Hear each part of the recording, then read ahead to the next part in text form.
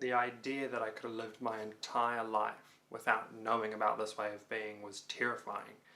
It clearly would have been the path of more suffering and confusion. The first time I heard the term non-duality was about 5 years ago, and after figuring out its meaning, which did take some time, I felt shocked with both gratitude and fear. The information about non-duality is often hidden or obscured, and it's not necessarily publicly known, which is crazy because this is the one thing you need to know to live a fulfilling life, a life of perfect contentment.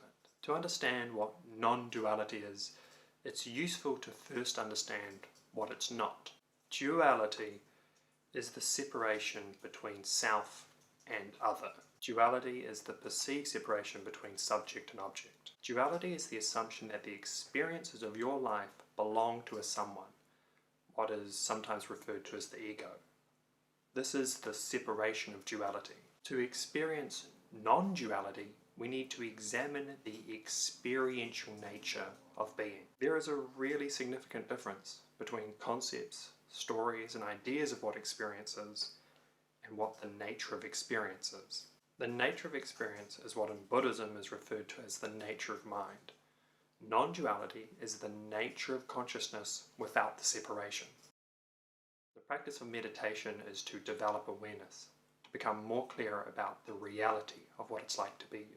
Because the reality is non-dual. The nature of experience is non-dual, but you can only notice this if you have developed enough awareness to actually notice it. This means realizing as a matter of experience, there is no separation. There is no duality. There is only experience. And non-duality is experiential. This is probably the most important point.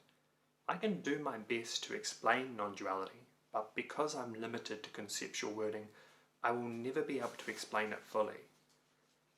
Non-duality is something you have to experience. I can't make you experience it because it's experiential. Non-duality is the complete shift in your experience. So what I'm saying is that normally you have a sense of ownership over your experience. You feel like everything that happens to you belongs to a someone. You might be more or less aware of the sense of ownership depending on how much you've thought about it. But if you practice meditation and start paying close attention to what your experience is, the nature of experience, you will soon figure out that there isn't actually an experience of a someone. There is no owner, not your thoughts and not your experiences. Instead, there is just experiences. There is just consciousness, unconfined to any subject. Non-duality is only experiential, meaning you can't experience it through conceptual understanding. Your conceptual understanding is not your experience. So you need experiential understanding for non-duality to be truly meaningful. And there are many different ways to access non-duality, and each school has their own teachings, but please know that none of them end at analytical understanding. There are two common misunderstandings or traps that beginners fall into when they first start approaching the idea that the nature of experience isn't personal. You can find plenty of these misunderstandings on the internet. People fall into them all the time. The first one is the misconception that non-duality makes life meaningless. The misunderstanding is that if experience doesn't belong to a someone, if it's without ego, it's somehow meaningless. This is so silly, because you still have experiences. Literally nothing changes, and you'd still prefer they were good experiences rather than bad experiences.